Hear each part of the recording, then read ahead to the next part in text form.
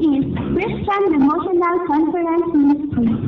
A group's aim is to serve God with their talents, skills, and abilities in order for each member to be strengthened in their spiritual life. This group encourages non-members to do the same and will wish to help each other in spreading the word of God for more people to know Him more as the way, the truth, and the life. This group was originally founded on October 25, 2018 and lasted for 2 years. God used challenges to set this group, and with His help, it was again reunited on March 1, 2021. With God's gift of technology, the group is being heard through and with the help of the following members. Facebook, Mr. Joseph Amusola Agnan.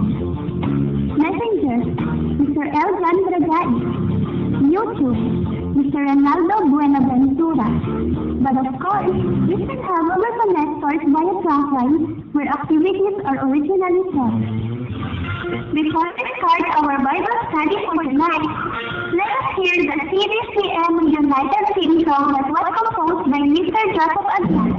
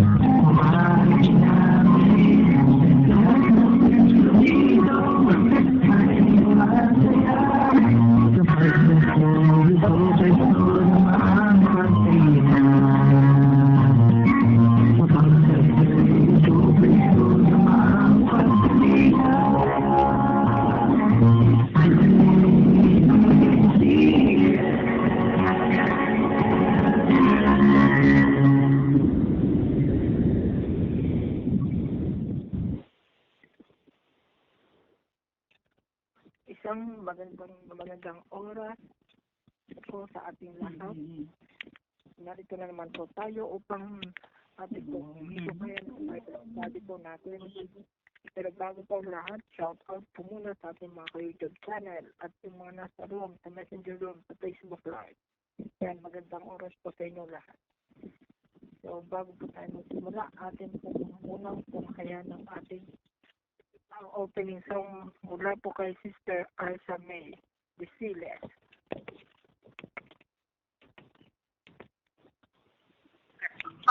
Nais kong ika'y maranasan, pagkilos mo laging inaasam, pagkat sa'yo ko lang matagpuan ang tunay na kagalakan. Nais kong ika'y maranasan, tibok ng puso ko'y ikaw lamang, pagkat ngayon, bukas at kailanman, pagsamba ko'y iaalay. Walang hanggan kitang pupurihin, walang hanggang sasambahin, buong laman ng puso kong ito ay mangalagi sa'yo. Walang hanggan kitang pupurihin, walang hanggang sasambahin, buong laman ng puso kong ito ang mamalagi sa'yo. Nais kong ika'y maranasan, pagkilos mo laging inaasam, pagkat sa'yo ko lang natagpuan ang tunay na kagalakan.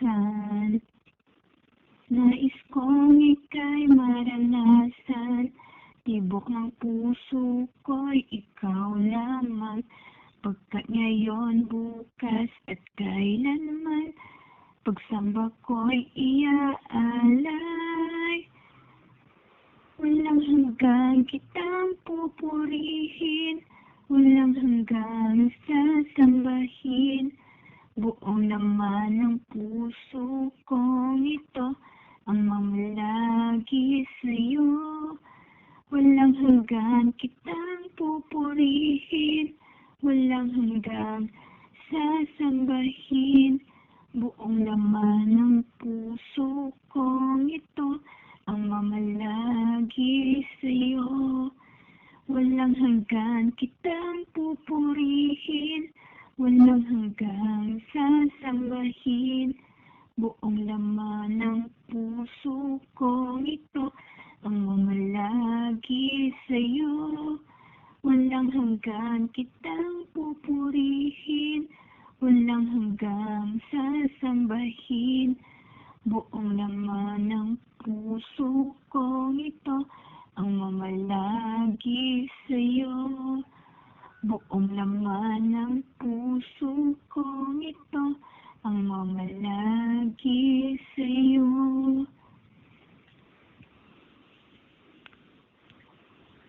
Ayan, maraming salamat po, Sister Alsa. Ano pong napakagandang awitin po para sa ating Panginoon.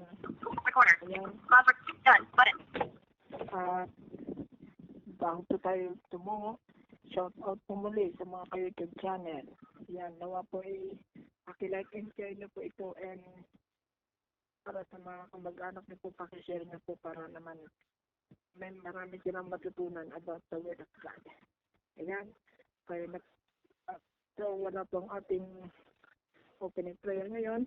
Ayan, ang inyo pong lingkod na lang po. Tayo po'y manalangin. Lord, maraming salamat po sa gabi pong ito na muli po kami nagtipon-tipon po upang pag-aralan ang inyong pong banal na salita. Nawa po tumimo po kami puso lahat po ng aming mga mapag-aaral ng mga salita po ninyo, at ikaw pong gumabay po sa aming lahat. Tulungan niyo po kami na mag-focus sa aming mga pag-aaralan at yun din po, Panginoon. At kaya na pong bahala po sa amin. Ito pong aking tamang panalangin sa pangalan ng Panginoon Jesus. Amen. Yan po. So, ngayon po, sa atin na pong tawagin ng ating Bible Study Teacher sa gabi pong ito. Yung Opo, iba, pwede pong pag-accept yung Very content po libre. sa broadcast. Sa gabi po, Salamat. Yan, isang mapagpalang gabi, no? Sa inyo lahat, naririnig po ba ako dyan? Hello? ako din po. Okay. Yan, sige po. Of course, unang-una sa lahat, tayo po muli nagpapasalamat sa Panginoong Diyos. At may opportunity na naman po tayo ngayong gabi para marinig at mapakinggan po natin ang mensahe ng ating pong Panginoon. Sa ating pong pagsisimula, tayo po ay dumako muli sa Panginoong Diyos at hilingin ang kanyang pag-iingat sa atin Hello po. at pagsama, no, sa ating pong pag-aaral sa gabing ito. So let us pray. Yun po nga yung accept po dyan sa mic natin. Yan, sige. Ama naming Diyos na dakila at makapangyarihan sa lahat, kami po Lord ay nagpapasalamat sa gabing ito sa pagkakataon po muli na kami Lord ay makakarinig ng mensahe mula sa inyo. Dalangin namin Panginoong Diyos ang patuloy na pagsama niyo po sa amin at tulungan niyo po kami na maunawaan po ang bawat salita na amin po ang pag-aaralan. Samahan niyo rin po ang lahat na makikinig, naway buksan niyo ang kanilang mga puso at isip upang malaya, Panginoon, na sa amin po mga puso ay maunawaan namin ang nais niyo pong iparating sa amin. Purihin ko nga po samahin ka sa gabing ito. Sa pangalan ni Jesus, ito po aming samot silang amen. Okay, sa atin pong pagpapatuloy po, no? Parang, Brother Joseph, hindi ka nakamute. Sorry po, Pastor William. Ayan. So, sa atin pong pagpapatuloy, may tanong po ako sa inyo. Generally, sino po rito ang nakaranas na or na pagdaanan na po na tayo po minsan ay nagduda? O di kaya nag-alinlangan sa isang bagay or nandun yung ating doubt natin sa isang tao man yan, no, sa mga bagay na nagagawa mo or any situation sa buhay natin. Naranasan na po ba ninyo yun? Siguro lahat naman tayo, no? Lahat tayo nakakaranas ng yan. Sometimes, sa mga kakayahan na mayroon tayo, parang kaya ko ba ito? Kaya ko ba ganyan? Mapagtatagumpayan ko ba ito? Makakayanan ko ba itong bagay na ito? No? Matatanggap kaya ako sa mga sumasali sa mga contest, no? Papasok kaya ako? Mananalo kaya ako? So marami pong mga pag-aalinlangan o di kaya yung mga baka sakali, no? Yung mga salita o yung mga actions natin na nagpapakita na parang hindi tayo sigurado sa isang bagay. But sa gabing ito, pagdating naman kaya mga kapatid sa Panginoon, sa ating relasyon sa Diyos, minsan ba naisip natin sa ating mga sarili? Totoo kaya yung pagtanggap ko sa Panginoong Diyos at may katiyakan kaya ako sa kaligtasan na meron ako ngayon? Tinanggap ko si Jesus Christ bilang Panginoon at tagapagligtas ng buhay ko. Ano kaya? Mapupunta kaya ako sa langit? Sino po sa inyo ang mayroong ganitong kaisipan na bagamat mayroon na siyang pagkakilala sa Diyos, pero nandun pa rin yung kanyang pag-aalinlangan, nandun pa rin yung kanyang mga kaisipan na totoo kaya ang langit? May kaligtasan kaya pagkatapos ng buhay sa mundong ito? So marami po tayong mga baka sakali sa ating pong mga buhay at hindi po tayo sigurado sa kung ano ba yung mayroon after ng buhay natin ngayon. So tayo po ay Kristiyano na, tayo ay tumanggap na sa ating Panginoon sa ating buhay. Ano ang katayakan po nating mga Kristiyano kaya na tatanggapin natin sa ating mga buhay ang kaligtasan, o di kaya tatanggap tayo, no, o tatanggapin tayo sa langit ng ating Panginoon pagdating ng araw. Kasi lalo na sa panahon ngayon, iba't iba po, no, yung pinaniniwalaan ng maraming mga tao. At iba-iba rin yung kaparaanan para sa kanila kung paano ba mapupunta sa langit. Naitanong ba natin minsan, no, sa isip natin, ito kaya yung pananampalataya ko ngayon? Ito kaya yung totoong pananampalataya? O baka hindi ito yung totoong pananampalataya? O di kaya baka sayang tong ginagawa ko, no, sa Panginoon, pagdating naman pala ng araw, hindi naman pala ito yung kaparaanan ng Panginoon sa kaligtasan na nais niya sa bawat isa sa atin. So, tingnan po natin, mga kapatid, sa Panginoon, bakit ba kailangan na alam natin o tiyak tayo sa kaligtasan na mayroon tayo. At mamaya, titingnan din natin sa mga nagdadalawang isip, no, sa kung siya ba ay ligtas, nakakatiyak ba siya sa kanyang buhay pagdating ng araw. Ano ba yung palatandaan na dapat sa isang taong totoong mananampalataya na dapat makita sa kanya at mayroon siyang tunay na kaligtasan pagdating ng araw. Siyempre, tayo po ay Bible-based tayo, no?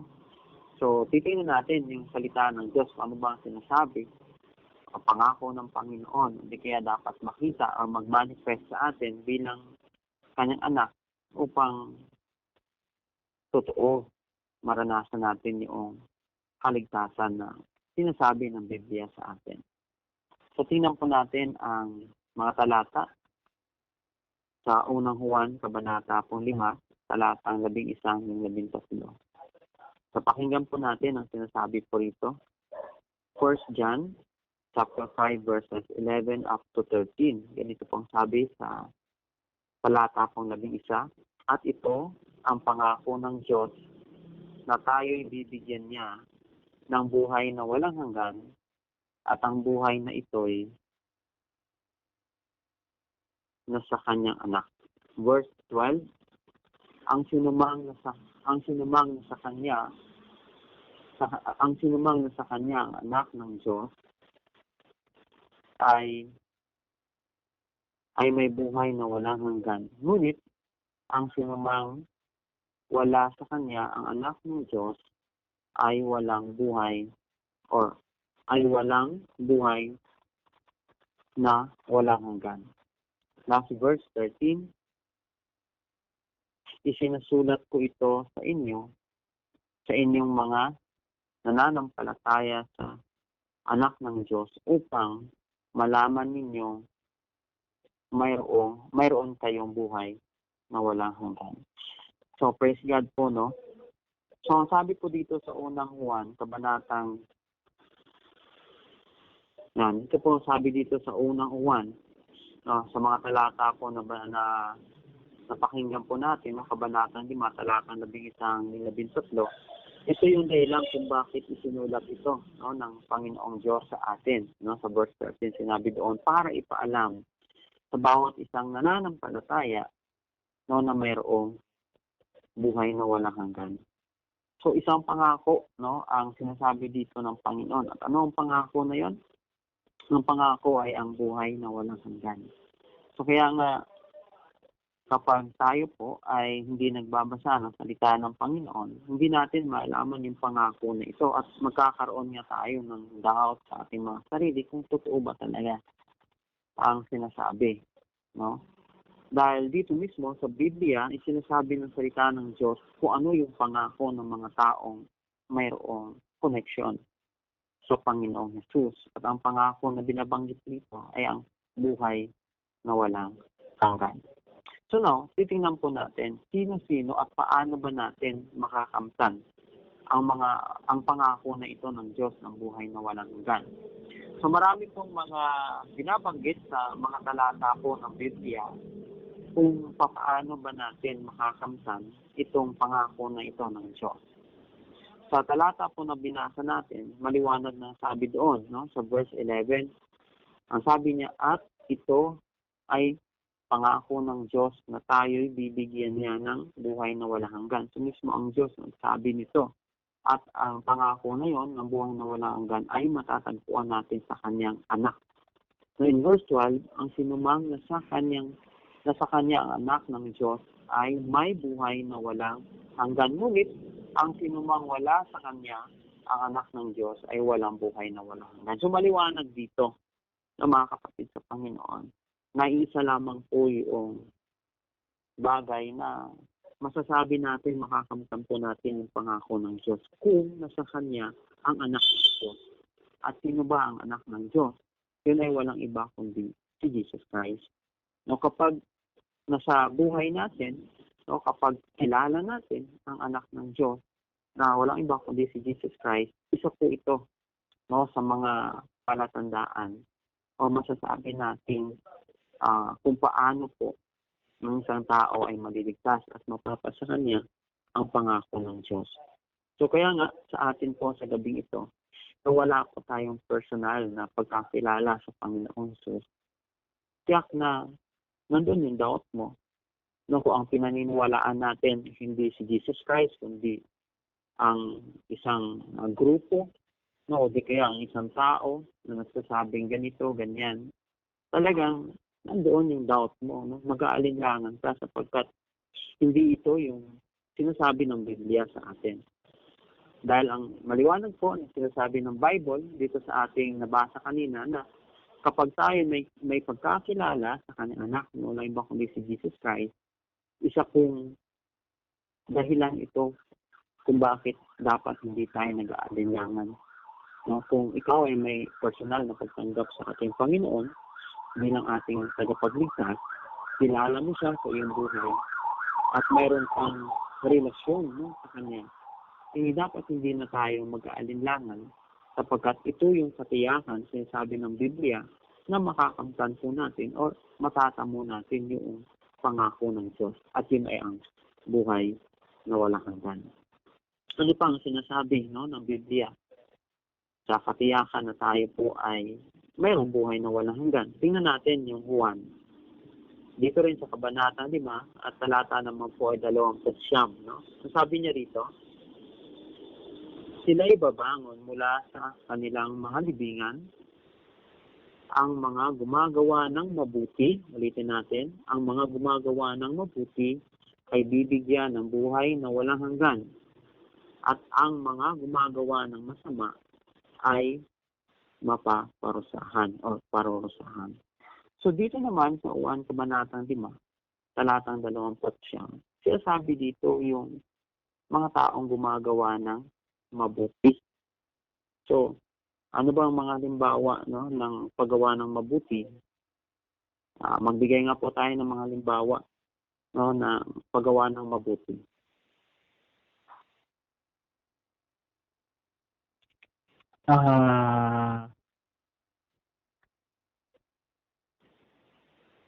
Sige. Yung pagtulong sa ibang tao. Okay, tulong sa ibang tao, tama, paggawa siya, no? Isang halimbawa yan ng paggawa natin ng mabuti. Ano pa?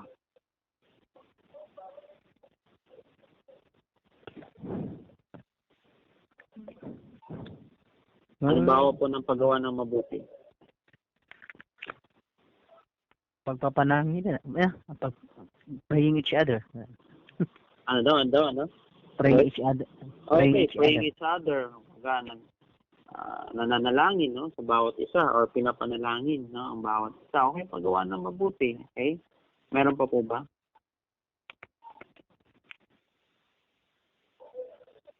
Nagpapakita ng paggawa ng mabuti.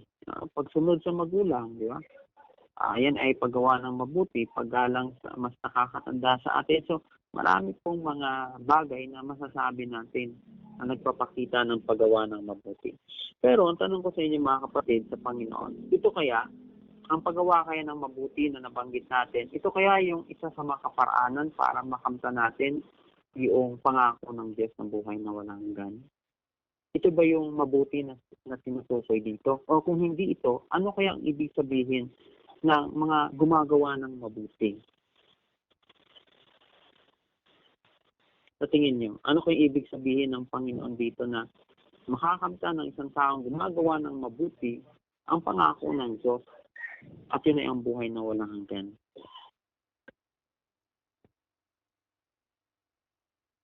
Mabuti. Yung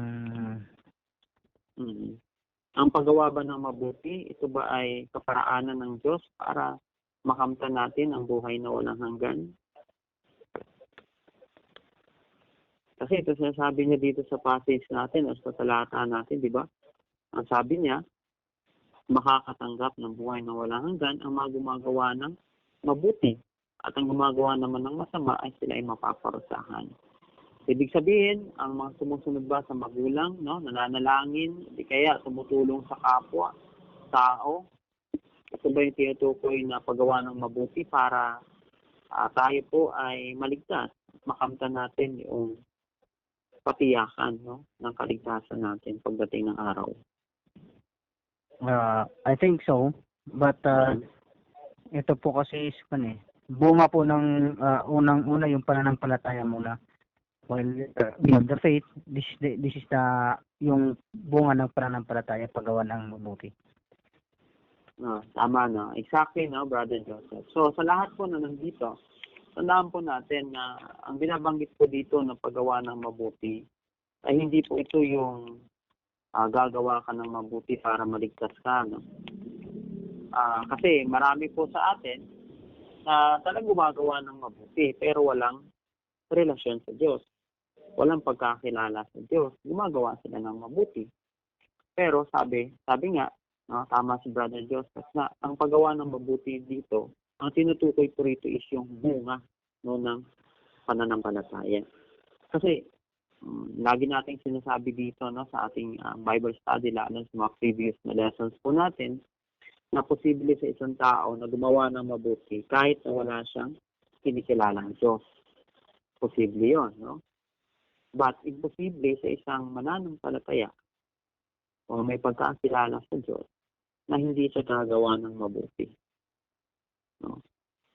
At ito yung sinasabi ko ng Juan, Kabanatang 3, talata 36, no? So, ang sabi niya, ang sumasampalataya sa anak ng Diyos ay may buhay na walang hanggan. Ngunit, ang hindi sumusunod sa Kanya ay hindi magkakaroon ng buhay na walang hanggan, kundi mananatili sa Kanya ang galit ng Diyos. So, ibig sabihin po rito, kung wala kang pananampalataya, yes, gumagawa ka ng mabuti, pero kung wala kang pananampalataya, sabi ko ng binasa natin na mananatili pa rin sa iyo yung galit ng Diyos. So, hindi siya katiyakan na kapag ang isang tao ay gumagawa ng mabuti, ay makakamtan niya ang pangako ng Diyos.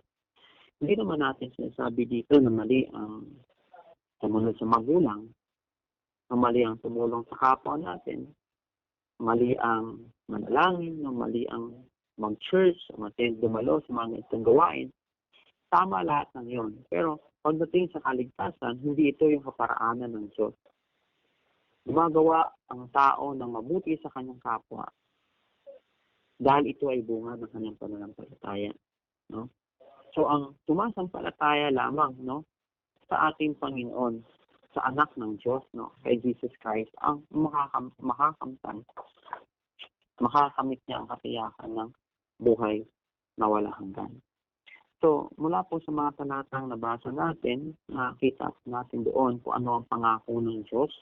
Bakit ba hindi dapat tayo mag-doubt, mag-alinlangan bilang Kristiyano, tumanggap at kumilala sa ating Panginoon? Ang pangako niya sa atin, maliwanag, no, na tayo bibigyan niya ng buhay na walang hanggan. At hindi lahat ay makakamtan ang buhay na walang hanggan. Sino-sino at kung paano natin siya makakamtan. Yun lamang, una, mayroong pagkakilala, no, sa ating Panginoon. May connection, may personal na relasyon sa ating Panginoong Jesus. No? Jesus ay anak ng Diyos. Ang sabi doon, kapag nasa kanya ang anak ng Diyos. At pangalawa, nakita din po natin na sa pamagitan po ng paggawa ng mabuti, or ito yung bunga ng paggawa ng mabuti, paggawa ng mabuti ay mayroon din pong katiyakan sa kanyang kaligtasan kung ito ay bunga, no, ng kanyang pananampalataya sa ating Panginoon. So maliwanag, mga kapatid sa Panginoon, na sa pamagitan pa rin talaga ng pananampalataya, no, ng faith natin sa Panginoon. So maliwanag ng sabi nga sa Efeso, Kabanatang 2, talatang 8 hanggang 9, na sa pamagitan po ng pananampalataya, kayo ay naligtas. At hindi sa pamagitan ng mga gawa. In verse 9, para hindi natin ito ipagmayabang o ipagmalaking sa harapan ng Diyos. So, sa pamagitan lamang po ng pananampalataya natin, makakamtan yung pangako ng buhay na walang hanggan. Now, itong mga kapahayagan po na ito, itong pangako ng Diyos, no, kaparaanan ng Diyos, parang isang tao ay maligtas. Actually, hindi na ito bago sa atin. Lagi na natin naririnig ito sa ating mga devotions, sa ating mga prayer meetings, sa ating po mga Bible studies, at sa mga online, no, na ministries na mayroon pa kayo. Alam na natin lahat ng ito. Hindi na lingid sa ating kaalaman mga katotohanan na ito. Pero ang tanong, bakit marami pa rin sa atin ang nag-aalinlangan? No, kung talaga bang kilala niya ang Diyos, o talaga bang nasa kanya na ang pagliligtas ng Panginoon? Yeah. Marami pa rin kasi kapag tinanong natin, siguro ang bawat isa ngayon, kumamatay ka ngayon, mayroon ka bang katiyakan sa kaligtasan na mayroon ka? Baka ang ilan po sa atin magsasabi, baka hindi pa. Pero, dumadalo sa gawain na ito. Sinasabi niya na tinanggap na niya at kinilala na niya ang Panginoon sa kanyang buhay bilang tagapagligtas. Pero, wala pa rin katiyakan. Nandun pa rin doubt sa kanyang sarili. Now, titingnan natin. Ano ba yung mga palatandaan, mga kapatid sa Panginoon, para mayroon tayong pagtiyak sa ating mga sarili na talagang kilala natin ang Panginoon? Yan po yung pinaka-importante sa lahat. Mayroon po tayong katiyakan na kilala natin ang Panginoon sa ating pong mga buhay. So, tingnan natin ang ilan po sa mga talata ulit sa Bible. Tingnan natin yung unang Juan, Kabanatang 2, talatang 5 hanggang, o talatang 3 hanggang 5. 1 John chapter 2, verses 3 up to 5. Ang sabi po niya in verse 3, nakakatiyak tayong nakikilala natin ang Diyos kung sumusunod tayo sa kanyang mga utos. Verse 4, ang nagsasabing nakikilala niya ang Diyos, ang nagsasabing kilala niya ang Diyos, ngunit hindi naman sumusunod sa kanyang mga utos ay sinungaling at wala sa kanya ang katotohanan. Verse 5, ngunit sa sumusunod sa salita ng Diyos, ngunit sumusunod sa salita ng Diyos, natutupad ng lubusan sa kanya ang pag-ibig ng Diyos at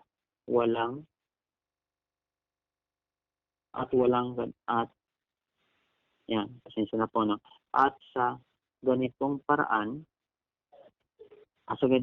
natin malalaman na tayo'y nasa kanya. So mula po sa mga talatang ito in 1 John chapter 2 verses 3 to 5, makikita natin yung palatandaan kung talagang kilala natin at totoo yung pagkakilala natin sa Panginoon. Kung ang isang tao ay sumusunod sa Kanya. So in other words, kasi mahirap naman na hindi mo kilala, sumusunod ka, di ba? O di kaya, kilala mo na hindi ka sumusunod.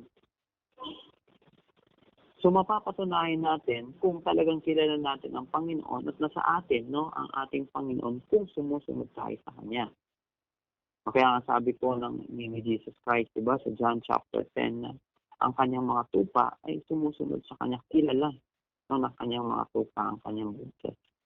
Kaya mahirap po na tayo sumusunod sa taong hindi natin kilala, no? Maaari tayong mapahamak, no? At marami pang mga bagay na maaari mangyari sa atin na Kung di mo kilala, sumusunod ka. So, at ang sabi pa dito, in verse 4, kung mabalikan po natin, marami nagsasabi na kilala nila ang Panginoon, pero hindi naman sumusunod sa Kanya. Anong sabi ng Biblia sa mga taong yun? Sila ay mga taong sinungaling. At wala sa Kanya ang katotohanan. So, kaya mga kapatid sa Panginoon, kung sinasabi po natin sa ating mga bibig, no, na kilala natin ang Panginoon, pero hindi naman tayo sumusunod, maliwanag na sinasabi na wala sa atin ang katotohanan at tayo ay sinungaling, no? Na sinasabi po dito, sapagkat ang totoong kumilala sa Panginoon at may pagkakilala sa Panginoon, ito yung mga taong sumusunod sa kung ano ba yung nais ng Panginoon. At sinasabi nga sa verse 5 na ang salita ng Diyos, ito yung instructions, no? So of course, kapag ikaw hindi ka nagbabasa, tiyak na hindi ka sumusunod. Kasi paano mo susundin kung hindi mo naman binasa? So, at kung nagbabasa ka man, pero hindi mo naman sinusunod o sinasagawa o ina-action, wala rin sa iyong katotohanan. Kumbaga, tayo po ay nagkukunwari lamang. Kasi ang totoo pong sumunod at may pagkakilala sa Panginoon, binabasa yung salita ng Panginoon, hindi lamang niya binabasa, kundi sinasapamuhay pa niya ito, sinusunod pa niya ito. Kaya, tayo din sa ating mga sarili, mga kapatid sa Panginoon, ay mai-evaluate din natin, masusuri din natin sa harapan ng Panginoon. Totoo bang may pagkakilala talaga ako sa Panginoon? Kung totoo may pagkakilala ako sa Panginoon, sinusunod ko ba ang sinasabi ng Panginoon? Sinusunod ko ba yung mga naririnig ko? Napapakinggan ko sa mga ministries, sa iba't ibang gawain online? Na isa sa pamuhay ko ba lahat ng yon sa aking buhay? So kapag nagagawa po natin yon, sinusunod natin sa ating mga buhay, yan, tiyak, no, mga kapatid sa Panginoon, totoo at nasa atin ang katotohanan, na totoong kilala natin ang Panginoon. Ano pa? Sinasabi po sa ibang salita ng Panginoon in 1 John, no, chapter 4, verse 13. Unang Juan, kabanatang 4, talata po 13.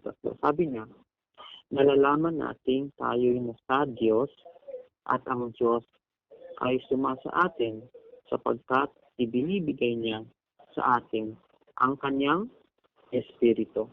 No? Ibinibigay ng Diyos sa atin ang kanyang Espiritu. So isa pong manifestation ng isang taong may totoong pagkakilala sa Panginoon ay nasa kanyang Espiritu ng Diyos. Masabi nga na imposibleng mapapasa atin ang Espiritu ng Diyos kung wala tayong pagtanggap kay Jesus Christ. Kasi sa pamagitan po ng pagtanggap natin kay Jesus Christ, doon pa lang, no, ipagkakaloob ni Jesus Christ sa atin yung kanyang Espiritu. So isa rin po sa palatandaan ito, mga kapatid sa Panginoon, kung talagang kilala natin at nasa atin po yung katotohanan kung yung Holy Spirit ay nasa atin pong buhay. E paano yan, Pastor? Nakikita ba ang Holy Spirit sa ating buhay? But sabi nga, no, we cannot see. Kumbaga, ang Holy Spirit parang ini-illustrate niya, no, or nahalin tulad sa hangin, di ba? We cannot see the wind, but we can see what the wind does. Di ba? Hindi natin nakikita yung hangin, but alam natin kung ano yung kayang gawin ng hangin. Nakikita natin kung ano ba yung nagagawa ng hangin. No? Pero hindi natin nakikita ang hangin. So, gano'n din ang Spirit ni Lord. Hindi natin siya nakikita, pero nagmamanifest sa atin yung hangin o yung Holy Spirit na nakikita sa atin. Sabi sa Galatians chapter 5 verses 22 to 23, ang sabi doon, but the fruit of the Holy Spirit is, ano mong sinasabi, sinaka-memorize po ng mga fruits ng Holy Spirit sa buhay ng isang taong mayroong nasa kanya ang Santong Espiritu. Magbigay nga po kayo ng mga halimbawa ng fruit of the Holy Spirit. Meron po ba? Love, yes. Love. Kapag nasa atin, nakikita sa atin yung love. Ano pa? Joy. Yes, joy. No, mayroong kagalakan. Ano pa? Ano pa po? Peace. Patience. Ano pa? Gentleness. No? Kindness. Faithfulness. Of course, self-control. No? Nagagawa nating mapigil, no, ang ating mga sarili. So ito yung nakikita sa isang taong may totoong pagkakilala sa Panginoong Diyos na sa Kanya ang bunga ng Espiritu. So kaya kapag hindi po sa atin, hindi po nakikita sa atin itong mga bagay na ito, yung love, pag-ibig, no, kapayapaan, kabutihan, kagalakan, na may pagpipigil sa sarili, mayroong pananampalataya. So yan po ay makakatiyak tayo na wala sa Kanya, no? Ang Panginoon o wala sa Kanya ang Espiritu ng Diyos. Sapagkat ito yung bunga no? Hindi mo natin siya nakikita, pero nakikita sa buhay natin, sa pamumuhay natin, sa pakikitungo natin sa ibang tao, yung pag-ibig, yung kagalakan, ano man yung sitwasyon na mayroon ka, pero masaya ka pa rin, nagagala ka pa rin, may patience, no? Nandoon yung kabutihan mo sa ibang tao, pagpipigil sa sarili, at marami pang iba. So mga kapatid sa Panginoon, ito po ay mga manifestation, no, ng mga taong may totoong pagkakilala sa Diyos na sa Kanya ang ating Panginoong Hesus, sapagkat nakikita sa kanila yung bunga ng Holy Spirit. And lastly, kaya sabi ko po sa aklat ni John 1, kabanatang 10, talata po 28. Sabi niya, binibigyan ko sila ng buhay na walang hanggan at kailanmay hindi sila mapapahamak. Walang makakaagaw sa kanila sa aking kamay. Wow, ito yung pangako ng Panginoon, no? So, ang mga tao po mayroong pagkakilala sa Diyos, mayroong katiyakan sa kanilang kaligtasan, ay nasa kanila yung pangako ng Diyos. Ito kasi yung pangako ng Diyos no, nang sabi niya, walang sinuman ang makakaagaw sa akin o sa kanila. O walang makakaagaw sa kanila sa akin. So, nasa kamay ka, no, ng ating Panginoon. Ito yung pangako niya. So, kapag nasa puso natin, nasa atin po mga buhay itong pangako na ito ng Diyos, ano man ang mangyari, magpapatuloy ka, di ba? Kasi alam mo na, hindi ka pababayaan ng Panginoon. Hindi ka mapapahamak, sabi niya. Romans chapter 8, no? Sabi doon, walang sinuman ang makakapag-separate sa atin sa pag-ibig ng Panginoon. So, anumang sitwasyon na mayroon tayo sa buhay natin, kapag nananatili po yung pag-ibig ng Diyos sa atin, kung tayo ay nananatili rin, no, sa Kanya, ito yung pangako niya na hindi ka mapapahamak at hindi ka maaagaw ni naman sa kamay niya. So, kaya isang bagay po na nasa iyo ang salita ng Diyos ay nagpapatuloy ka naman ang mangyari dahil nasa iyo ang pangako ng Diyos. Kasi kung wala sa iyo ang pangako ng Diyos, baka konting problema lang, konting hindi lang nagkakaunawaan, discourage ka lang, umalis ka na at hindi ka na nagpatuloy. Kasi wala sa puso mo yung pangako ng Diyos. Yung mga kapatid sa Panginoon, ito po ay pagpapakita, no, na nasa atin at kilalangan natin talaga ang ating Panginoong Hesus. Una sa lahat, sabi doon, kung tayo ay sumusunod sa Kanya. Sumusunod ka kasi kilala mo siya, di ba? Kasi hindi ka naman susunod kung hindi mo kilala. Pero, masasabi mong kilala mo siya kung susunod ka sa Kanya. So, kung mayroon pong pagsunod sa ating mga buhay, tiyak, no, na tayo po ay kabilang dito sa sinasabi po dito na mayroong tunay na pagkakilala na sa atin yung katotohanan. At pangalawa, kung nakikita po sa atin, nagmamanifest po sa atin itong mga bunga, no, ng spirit na ito sa atin pong mga buhay. And of course, kung tayo po ay nagpapatuloy sa ating Panginoon sapagkat sa atin po ang pangako niya, na anuman ang mangyaring hindi na tayo pababayaan, hindi ka mapapahamak at hindi ka maaagaw ninuman sa kanyang mga kamay. Dahil sa pangako na ito, kaya tayo nagpapatuloy sa ating pong paglilingkod sa Kanya. So mga kapatid sa Panginoon, kung nasa atin po ang mga bagay na mga nabanggit po natin, mga katotohanan na pag-aralan po natin sa gabing ito, hindi ka na dapat magdududa. Wala na dapat dito yung baka sakali, baka, o di kaya totoo kaya. Kasi yan yung ginagawa ng kaaway natin sa ating mga puso at isip, na inaalis sa atin ang pangako ng Diyos, inaalis sa atin ang mga katotohanan na ito. At kapag naialis yan sa isip mo, sa puso mo, tiyak na, magdududa ka talaga. No? Pero, maliwanag na sinasabi po sa mga talatang ito na dapat huwag ka nang magduda. Kasi kung ikaw ay sumusunod, kung ikaw ay may pagkakilala sa Kanya, tinanggap mo siya genuinely sa buhay mo, mapapasa atin, makakamtan po natin yung buhay na walang hanggan. Kaya lagi po tayong magbasa ng salita ng Diyos at huwag natin mahayaan ang kaaway natin na alisin sa atin ang mga katotohanan na ito. Kaya nga sabi ng Panginoon doon sa unang Juan, kabanatang 5, talata pong 15, na sabi niya doon, isinusulat niya sa atin ang mga katotohanan na ito upang malaman natin, about po sa buhay na walang hanggan. Kapag hindi mo binabasa ang mga katotohanan na ito, paano mo malalaman? So, kaya nga, mga kapatid sa Panginoon, tayo po ay manatili at patuloy po nating pakinggan, basahin ang salita po ng Panginoon dahil yan po ang makakatulong sa atin upang patuloy po na mailagay sa puso at isip natin ang salita ng Diyos, ang pangako ng Diyos sa atin po mga buhay. So, let us pray. Ama namin Diyos na makapangyarihan at makila sa lahat. Muli po, salamat marami sa mga katotohanan narinig po namin. Tunay nga po, Lord, na ang kaligtasan po ay nasa amin. Kung nakikita po sa amin, Lord, mga katotohanan na banggit po namin, na pag-aralan po namin.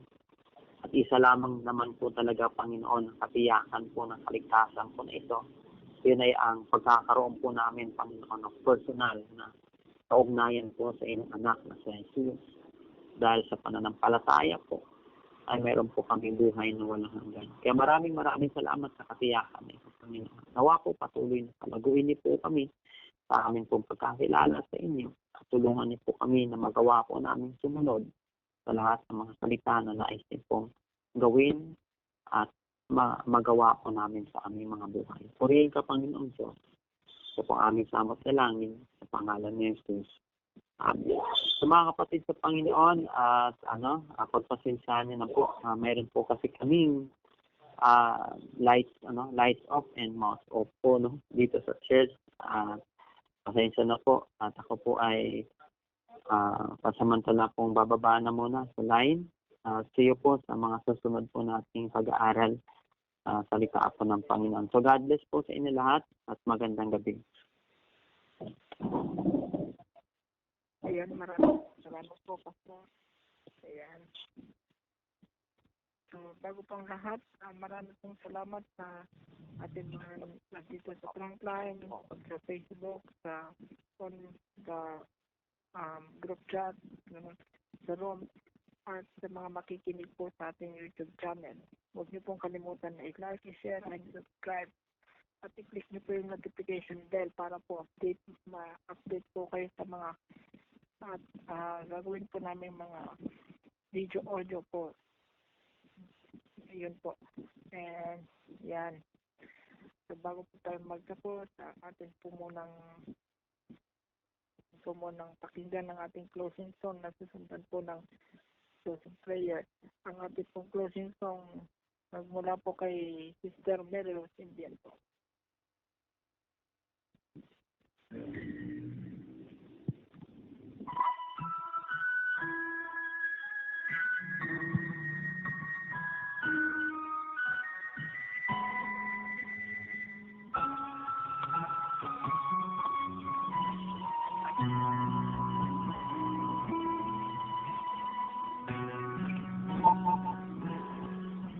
Kaibigan, huwag nang manghangamba.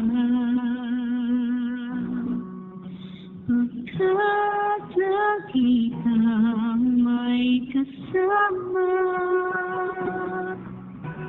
siya'y si Jesus na Panginoon. May kapahingahan ka sa piling niya.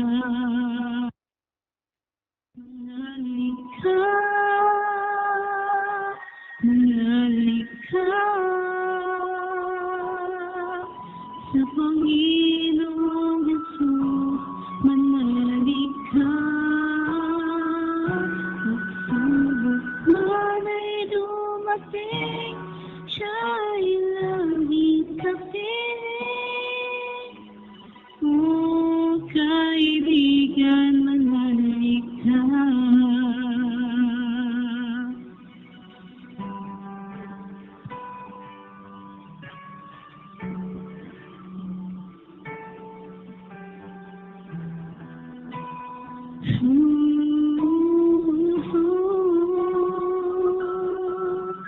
Kaibigan, huwag nang lumuha, pagkat ang suliranin mo ay may dugnat.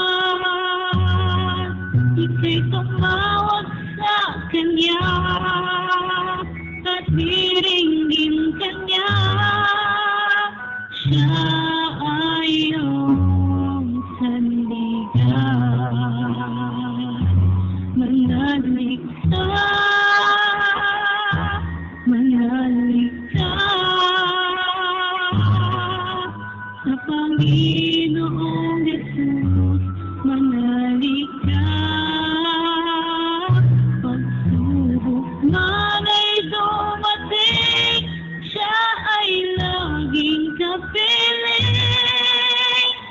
O kaibigan, manahimik ka.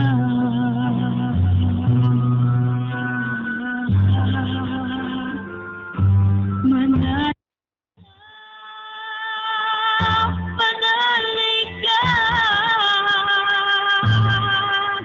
sa Panginoong Jesus. Manahimik ka,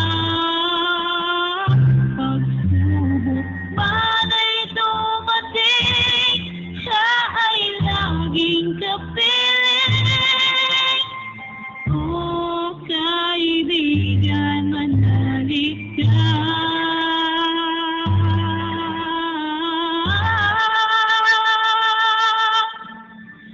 O kaibigan, manahimik ka.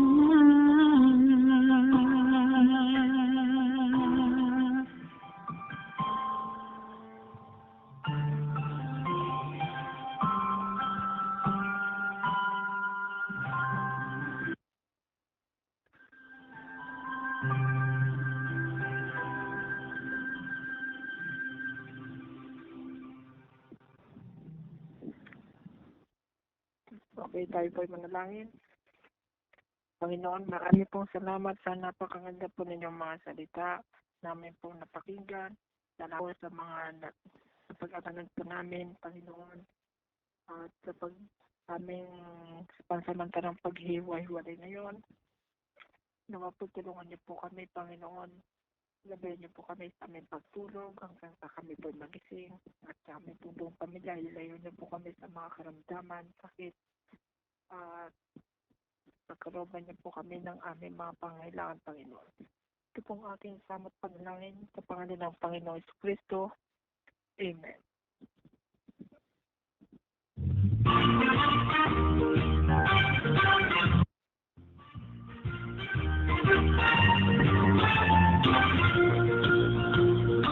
The Edison Light Bible Study. In order for you to listen from us through our daily activities, don't forget to like and follow our Facebook page, CBCM Reunited, and to subscribe and hit the notification bell icon of our YouTube channel, CBCM Reunited, the Enlightened Ones, and hit on so that you won't miss any of our posts. Don't forget also to see us here on Messenger. That's it for now, and see you again with this activity